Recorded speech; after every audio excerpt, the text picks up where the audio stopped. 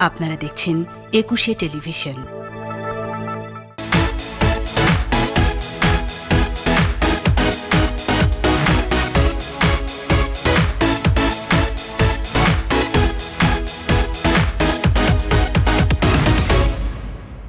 প্রিয় দর্শক, সবাইকে স্বাগতম জানাই একুশের রেগুলার আয়োজন career guide with me as your host Golam Samdani ডন।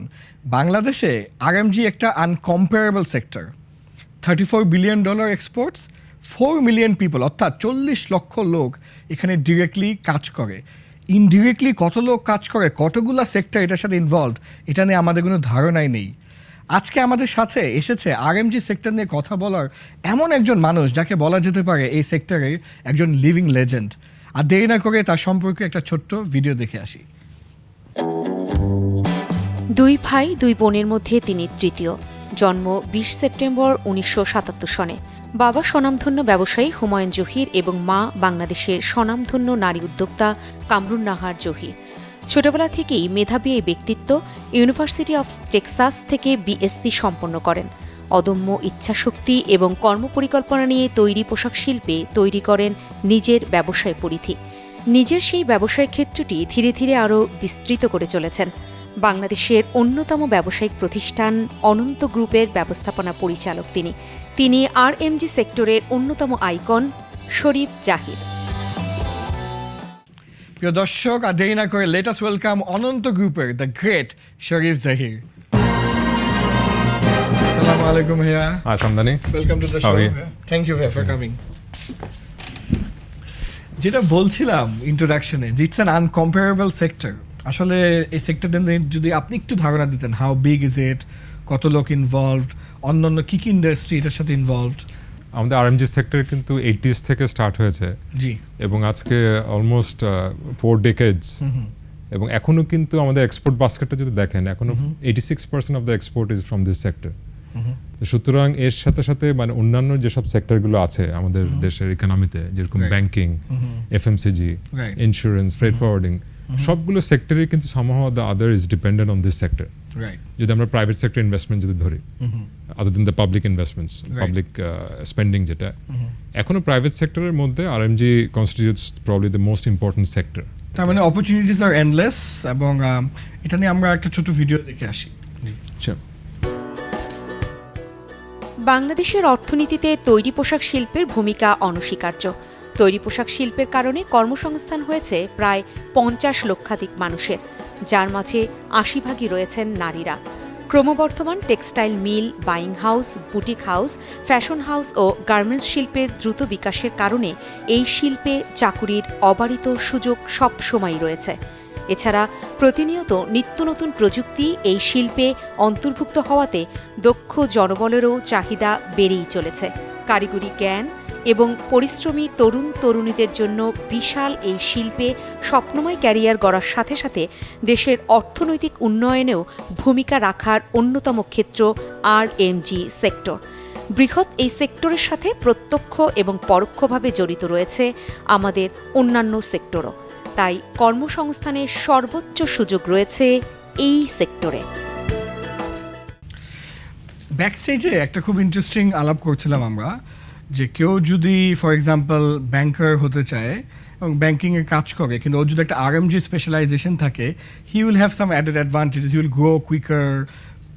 একটু ডিটেলস আমাদেরকে বলতেন। আরএমজি আমাদের ব্যাংকের একটা বড় একটা পোর্টফোলিও ছিল, তো সেখানেও আমি যদি মানে কাদেরকে আমরা ব্যাংক থেকে পাঠাবো, অবভিয়াসলি যাদের নাকি গার্মেন্টস সম্বন্ধে এক্সপিরিয়েন্স আছে বা আন্ডারস্ট্যান্ডিং আছে, তারাই কিন্তু ব্যাংকের থেকে তারা ক্লায়েন্টের সাথে ডিল করতে পারতেছে।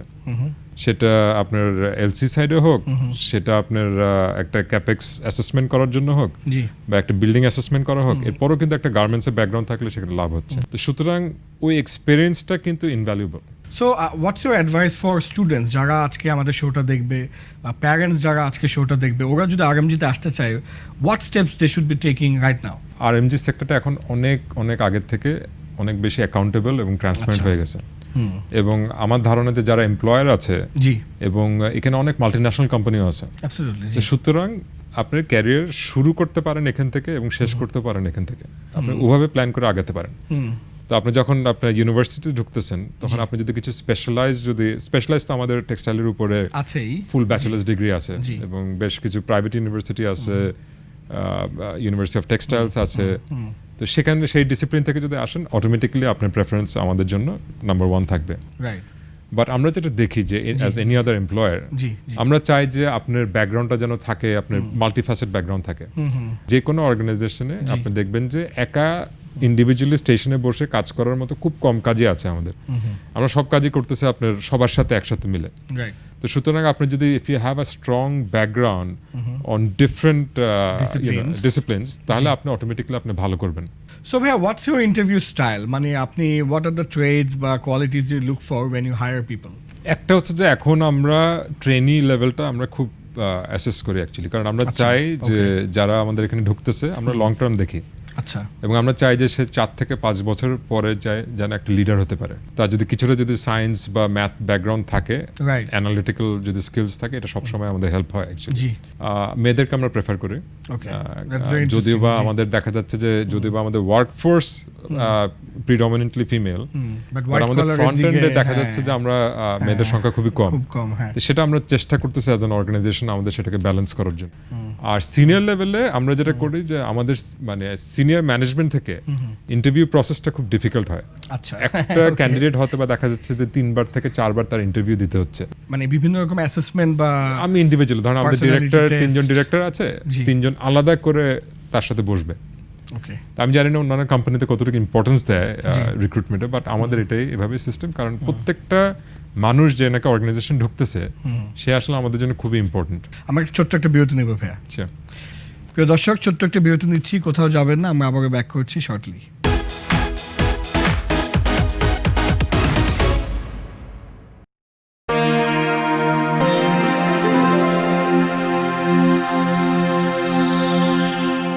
প্রিয় দর্শক, welcome back to career guide in conversation with Sharif জাহির।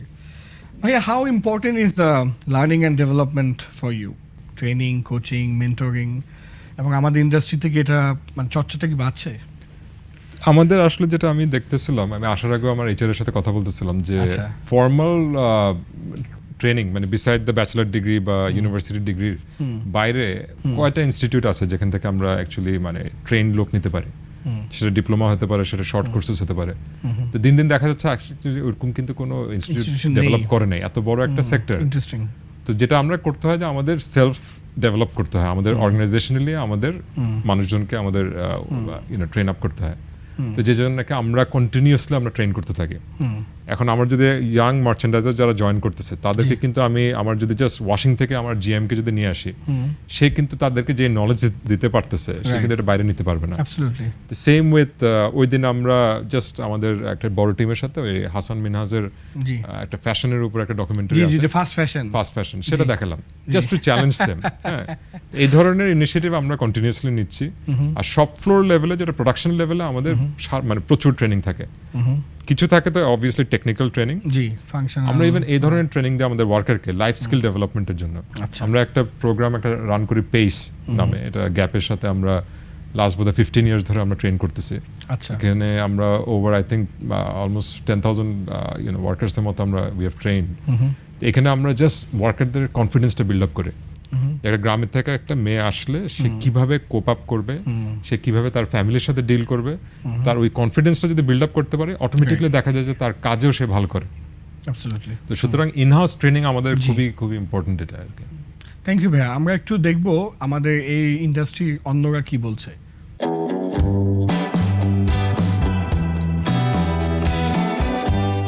এই একটা সেক্টরের সাথে অনেকগুলো সেক্টর কানেক্টেড। সো সবচেয়ে বেশি যদি ক্যারিয়ার যদি স্ট্রং ক্যারিয়ার গড়া যায় তাহলে সেটা আমাদের বলবো যে আরএমজি সেক্টরেই সবচেয়ে ভালো। ইনফর্মাল সেক্টর বলতে যেটা ছিল সম্পূর্ণ আরএমজি আসার পর থেকে ক্যারিয়ার হয়েছে, যে মেয়েগুলোর আগে কোনো ফর্মাল ইকোনমিতে কোনো জব ছিল না। আরেকটা সাইড হচ্ছে আমরা যাদেরকে বেকার বলছি, অনেক বেকারত্ব বাংলাদেশে, তাদের ক্যারিয়ারের জন্য। এখন এই ইন্ডাস্ট্রিটা টোটাল 40 লাখের বেশি এমপ্লয়িজ এখানে কাজ করছে। সো এটা বিশাল একটা জায়গা, it's a mass industry for mass people.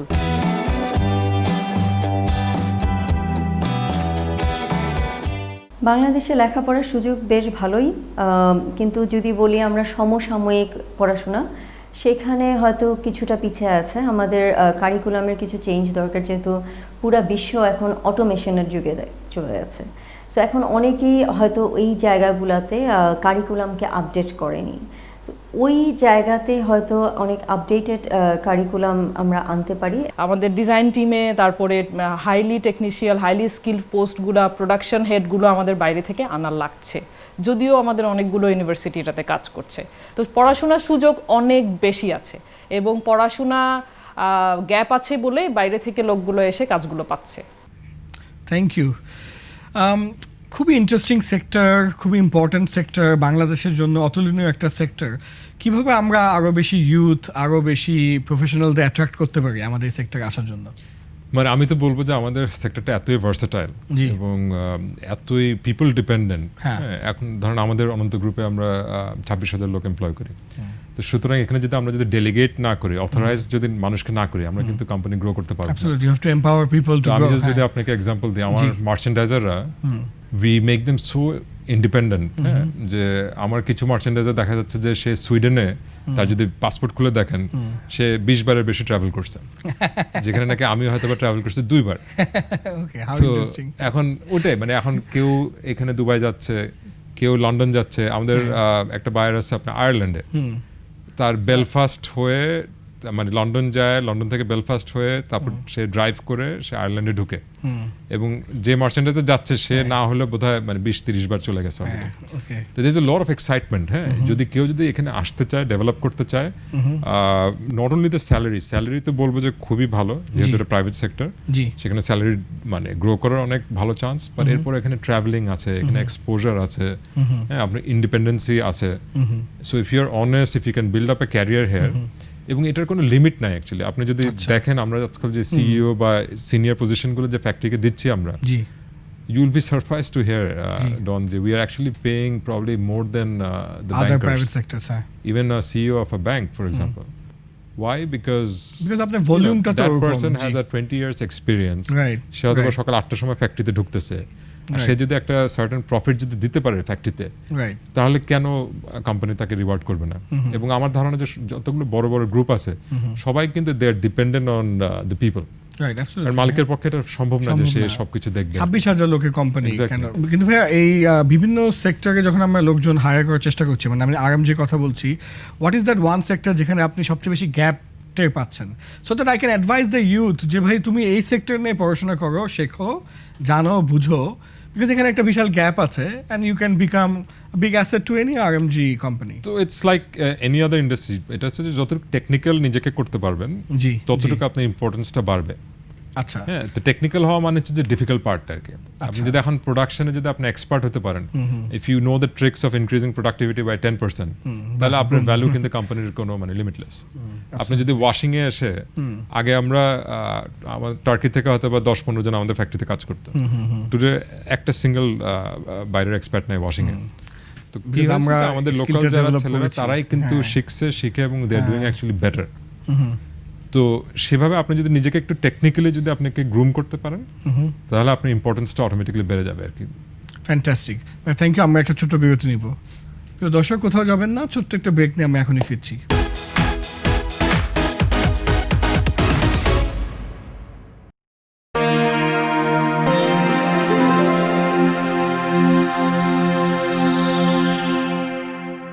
প্রিয় দর্শক, welcome back to career Guide. আমরা শরীফ জাকির সাথে কথা বলছিলাম about the fascinating RMG industry. Earlier you are talking about women, কিন্তু দেখা যাচ্ছে যে হোয়াইট কলার জবে বা হাই অফিসিয়াল লেভেলে আমরা অনেক কম মেয়েদের সংখ্যা দেখতে পাচ্ছি। মেয়েদের জন্য আপনি কি অ্যাডভাইস? হ্যাঁ, মেয়েরা যখন প্যারেন্টসদেরকে বোঝাবে, ফ্যামিলিকে বোঝাবে আরএমজিতে আসতে চাই, অনেক সময় হয়তো ওই সাপোর্টটা পায় না। এনি আদার প্রফেশন, জি। যেটা এমপ্লয়াররা যেটা চায় সেটা হচ্ছে যে professional attitude of the employee. একটা মেয়ে হয়ে সে যখন ক্যারিয়ারে ঢুকতেছে, তার চিন্তা করতে হবে যে এটা কিন্তু কোনো টেম্পোরারি তার কাজ না। এমন না যে সে 1 বছর কাজ করলো, সে সেকেন্ড ইয়ারে ব্রেক নিল, থার্ড ইয়ারে। তো একটা ছেলের মতো সে, আমরা এনকারেজ করবো যে সে যেন তার ক্যারিয়ারটা ডেভেলপ করে। রাইট। তো that continuity, that punctuality, that commitment, ওই জিনিসগুলো যেন ঠিক থাকে। থাকলে অটোমেটিক্যালি আমি শিওর যে একটা মেয়ে she is bound to do good. প্রত্যেক ক্যারিয়ারে যেমন অনেক অ্যাডভান্টেজগুলো থাকে, অনেকগুলো চ্যালেঞ্জেসও থাকে। দেখা যায় যে ইউথ বা ইয়াং জেনারেশন একটা সেক্টরে ঢোকার পর ওই চ্যালেঞ্জগুলো ফেস করে মনে করে যে না অন্য সেক্টরে ঢুকলে হয়তো ভালো হতো। But what are the some of the obvious challenges that they would face? Challenges are similar, যেটা হচ্ছে যে আগে হচ্ছে যে ওয়ার্ক প্লেসের যে প্রফেশনাল যে অ্যাটিটিউডটা, এটা আমি তো বললাম এমপ্লয়ি, আর জি। এমপ্লয়ের ক্ষেত্রে থেকে তো এটা আরো বেশি দরকার। জি জি জি, ঠিক না, যে তার বিহেভিয়ার, তার সে কিভাবে হ্যারাসমেন্ট কেসগুলো সে ডিল করতেছে, আচ্ছা হ্যাঁ, সে কি অ্যাক্সেস দিচ্ছে নাকি তার এমপ্লয়কে তার গ্রিভেন্স গুলো বলার জন্য। তো একটা সুন্দর যদি একটা ওয়ার্ক এনভায়রনমেন্ট যদি থাকে, যদি না থাকে তাহলে obviously that will be a challenge. আর যেটা হচ্ছে যে কিছুটা তো হয়তোবা মেল ডমিনেটেড এখন ইন্ডাস্ট্রিটা, জি তো সুতরাং হয়তোবা কিছু কিছু অর্গানাইজেশনে এটা চ্যালেঞ্জ হিসেবে আসতে পারে, বাট অনেক চেঞ্জ হয়ে গেছে অ্যাকচুয়ালি। হ্যাঁ, এবং যেটা বললাম যে এই সেক্টরটা কিন্তু অনেক অ্যাকাউন্টেবল সেক্টর, জি এবং একটা মেয়ে হয়ে সে যদি ইভেন কোয়েশ্চেন করে, তার সাথে যদি কোনো রং বিহেভিয়ার হয় বা দেখা যাচ্ছে যদি অন্য কাউকে যদি ফেভার করা হয়, এগুলো কিন্তু এমপ্লয়িরা আজকাল অ্যাড্রেস করতে পারে। রাইট, হ্যাঁ, আর এমপ্লয়াররাও এখন কিন্তু জানে যে ব্যবসা কিন্তু লং টার্মের জন্য। হ্যাঁ, সুতরাং আপনার জি, ওই জি, গুডউইলটা absolutely. ক্রিয়েট করা, আপনার এমপ্লয়ার যদি আপনাকে পছন্দ করে বা সেই গুডউইলটা যদি ছড়ায় মার্কেটে, তাহলে আপনি কিন্তু ভালো ভালো লোক পাবেন আপনার অর্গানাইজেশনে। রাইট। তো সুতরাং এটা দুই সাইড থেকে এটা গ্রো করতে হবে আর কি। What about your other involvements, Bhaiya? You're director at BGMEA. Let's talk a little bit about that. BGMEA আবার হচ্ছে যে আমাদের এই সেক্টর তো actually directly there is no ministry, এটা আমাদের কিছুটা কমার্স মিনিস্ট্রির আন্ডারে, বাট এরপরও BGMEA plays kind of very Vital, active pivotal role আর role, কি। জি, হ্যাঁ, জি, আমাদের জি। যারা মেম্বার ফ্যাক্টরিজ বা টোটাল যে ইন্ডাস্ট্রিটা আছে, এটার পলিসি মেকিং গুলোকে লবিং করা বা পুশ করা, বা আমাদের যেসব প্রবলেমগুলো আছে সেগুলোকে সর্ট আউট করা, পোর্টের সাথে ডিল করা, কাস্টমসের সাথে ডিল করা। সুতরাং বিজিএম এর ইনভলভমেন্টটা খুব ইম্পর্টেন্ট অ্যাকচুয়ালি। যদি আমরা ভালো লোক দিয়ে, ভালো এইচআর বা ভালো এমপ্লয়িজ দিয়ে যদি আমরা চালাতে পারি, তাহলে কিন্তু বিজিএম আরো অ্যাক্টিভ হবে এবং তার রেজাল্ট আরো মানে বেটার the পাওয়া যাবে। person runs this like an organization. Exactly, তো আমরা সেটা কিছুটা চেষ্টা করতেছি। আচ্ছা, সেটা that's very আমাদের যে interesting. শর্ট যে টেনিয়রটা, জি, এর মধ্যে আমরা চেষ্টা করতেছি যে ম্যান পাওয়ার কতজন, কতটুকু এবেল, আমরা যেরকম একটা থার্ড পার্টি কোম্পানিকে দিয়ে এভালুয়েট করে জি। করে আমরা এটাকে একটা রাইট সাইজিং করারও একটা ইনিশিয়েটিভ নিচ্ছি আমরা। Bhaiya, you also ventured into other sectors, Right. digital and e-commerce. তো ডিজিটাল এবং ই-কমার্সে যারা ক্যারিয়ার করতে চায়, যারা এখন দেখছে স্টুডেন্টস, ওরা কি করবে, কিভাবে আসবে, কোথায় গ্যাপ আছে? তো আমাদের ই কমার্স যেটা সিন্দাবাদ.com, জি, এখানেও sindabaad.com অলমোস্ট 150 জনের মতো কাজ করে, ওকে, এবং এখানেও pretty big e-commerce size. It's quite big. এখানে ওয়ার্ক কালচারও ফ্যান্টাস্টিক, ব্লু কলার জব বলেন বা আপনার Absolutely, জি। যদি বলেন ক্রিয়েটিভিটির ক্ষেত্রে, definitely slightly different from manufacturing. সুতরাং Absolutely, এখানে জি। আমাদের ট্যালেন্ট অ্যাট্রাক্ট করাটা আমাদের জন্য কিছুটা ইজিয়ার আর কি। সো এখানে কি মানে কোনো স্পেশাল ডিগ্রি বা ডিজিটালে কোনো এক্সপিরিয়েন্স বা এই ধরনের? আবার সেম থিং, এখানেও আমরা মাল্টিফ্যাসেট ব্যাকগ্রাউন্ডের লোক আনতে চাই। কিছু আছে মার্কেটিং, কিছুটা আছে আপনার ডিজিটাল ক্রিয়েশন, কন্টেন্ট ক্রিয়েশনের ব্যাপারে, সাপ্লাই চেনের লোক লাগতেছে, লজিস্টিক্সের লোক লাগতেছে। এখানেও আমরা মাল্টিডিসিপ্লিনের লোকজন আমরা ইনভাইট করি আর কি। আর একটা অর্গানাইজেশন ততই রিচ হবে যত নাকি আপনার ডাইভার্সিফাইড মানুষ দিয়ে আপনি ওটাকে সাজাতে পারেন। You started very young due to different situation and circumstances, এবং now you're here. What would you say is your biggest learning, all through these years? এবং যুদ্ধের জন্য যদি কিছু মেসেজ আপনি দেন ভাইয়া। মানে আমার শুরুটাও যেটা হয় যে আব্বা মারা যায় তো খুব কম বয়সে আমাদের। জি, জি। আম্মা কিন্তু জাস্ট ফোকাস করে আমাদের এডুকেশনের জন্য। তো এখানে আমরা ডে ওয়ান থেকে আমরা যেটা চেষ্টা করেছি সেটা হচ্ছে একটা ভালো একটা অর্গানাইজেশন বিল্ড করার জন্য, right. And that was always the focus. এবং প্রথম থেকেই আমরা যেরকম অ্যাকাউন্টসে সিএফও, প্রপার সিইও দিয়ে রান করা, ইন্টারভিউ প্রসেসগুলোকে সুন্দর করে করা, এটা একদম মেরিট বেসিস মানুষ Evaluation ডেভেলপ করতে হওয়া হবে আর উচিত, কি, জি। এবং তাহলে আপনার অর্গানাইজেশনাল কালচারটা ভালো থাকে আর কি। অ্যাজ আ বস বা অ্যাজ আ ওনার, আমার এটা হচ্ছে যে আপনি মানুষকে you have to listen to people. Okay, হ্যাঁ, আপনি নিজে কতটুকু কাজ করেন, আপনি নিজে সুপারম্যান হতে পারেন, আপনি হয়তো মাল্টি ট্যালেন্টেড হতে পারেন, আর আপনি যদি মানুষ ডেভেলপ করতে হয় হ্যাঁ, absolutely. তাহলে কিন্তু আপনার মানুষের উপর অ্যাটেনশন দিতে হবে, যে অ্যাজ অ্যান ইন্ডিভিজুয়াল ওই মানুষটার যে ক্যাপাবিলিটি আছে সেটা আমি কেমনে তার থেকে বের করে আনবো। এখন যত আমি আনলিশ করতে পারবো তত আমার গেইন। রাইট। দিনের শেষে ওটা যখন আমরা মাল্টিপ্লাই করবো with a lot of people, তখনই আমরা অ্যাকচুয়াল সাকসেসটা দেখতে পারবো আর কি। Thank you, bhai. It has been such a pleasure, privilege and honor to host you. It's my pleasure as well. Thank you.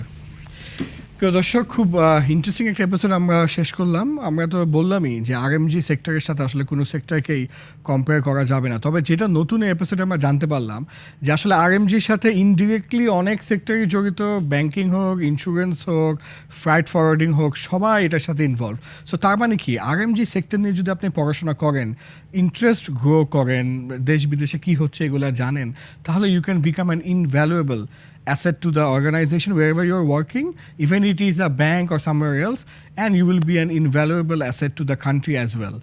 With that thought, আবারও দেখা হবে। Until next week, ভালো থাকবেন, সুস্থ থাকবেন, take care. Assalamu alaikum.